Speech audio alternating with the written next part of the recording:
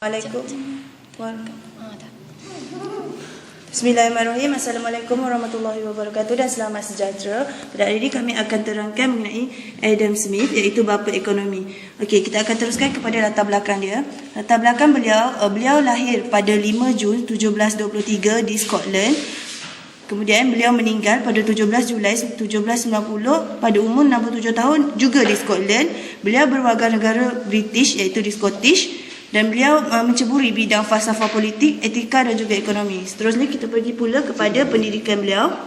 Beliau belajar falsafah sosial di University of Glasgow dan Balliol College, iaitu di Oxford. Beliau juga merupakan pensyarah bebas di University of Edinburgh. Beliau mendapat gelaran profesor di Glasgow. Beliau juga mengeluarkan buku The Theory of Moral Sentiments dan juga beliau mengasaskan teori ekonomi pasaran bebas klasik. Beliau juga mengembukan model-model berikut, iaitu KT sama dengan KYT tolak 1. K ialah dana upah atau modal kerja. Y adalah output. K adalah bahagian output yang diberikan kepada pekerja sebagai dana upah atau wage fund. Produktiviti buruh merupakan output dibagikan dengan jumlah pekerja, atau P sama dengan YT bahagi LT. Kadar upah benar, iaitu W, merupakan modal kerja dibahagikan dengan jumlah buruh, iaitu W bahagi dengan K. W sama dengan KT bahagi dengan LT. Dengan menggantikan persamaan tadi ke dalam persamaan yang kita perolehi, YT sama dengan P darab KT bahagi W, atau YT sama dengan P bahagi W darab KT.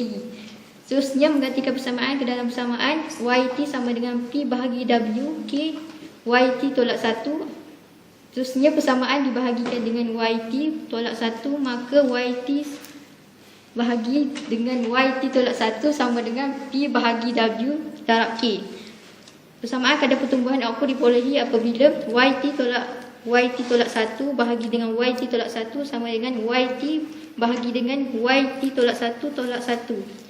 G sama dengan P bahagi W K tolak 1. Seterusnya akan menjadi P K tolak W bahagi W. Seterusnya adalah andaian Adam Smith.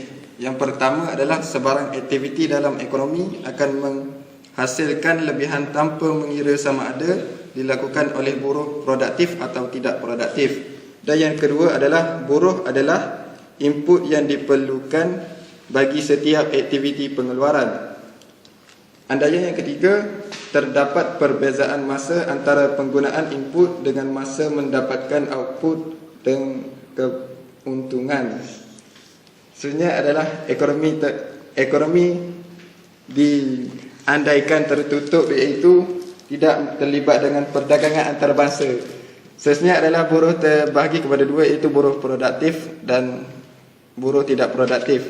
Dan yang terakhir adalah tidak ada modal tetap. Kita beralih kepada teori pertumbuhan ekonomi klasik. Terdapat dua faktor penting pertumbuhan, iaitu pengkhususan buruh dan produktiviti buruh.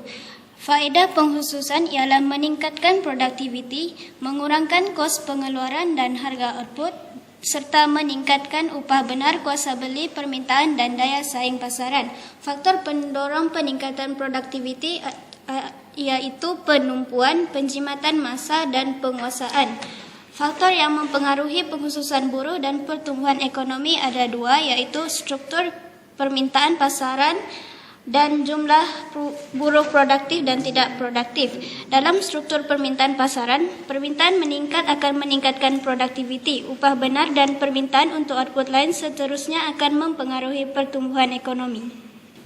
Seterusnya kita beralih kepada kegunaan teori Adam Smith dalam ekonomi Malaysia. Dua faktor penting dalam pertumbuhan ialah pengkhususan buruh dan produktiviti buruh. Saya teruskan kepada pengkhususan buruh, di mana faedah pengkhususan dapat meningkatkan produktiviti, di mana firma memiliki tenaga kerja yang mahir, di mana dia akan meningkatkan pengeluaran dengan lebih efisien dan khusus dalam satu bidang. Bila pengeluaran semakin banyak, maka akan membawa kepada pertumbuhan ekonomi. Yang kedua ialah dapat mengurangkan kos pengeluaran dan harga output. Dengan tenaga buruh yang mahir, dengan tingkat teknologi yang ada, maka kos pengeluaran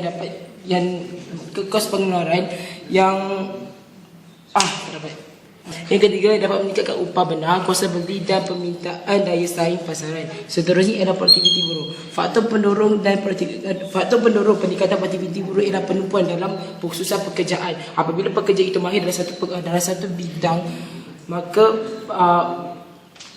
kecepatan dalam menghasilkan suatu produk itu adalah lebih efisien. Yang kedua, penjimatan masa, di mana pekerja-pekerja ini dibahagikan mengikut kepakaran atau khususan mereka sendiri. Yang ketiga adalah penguasaan teknologi dan kepakaran kemahiran yang tinggi.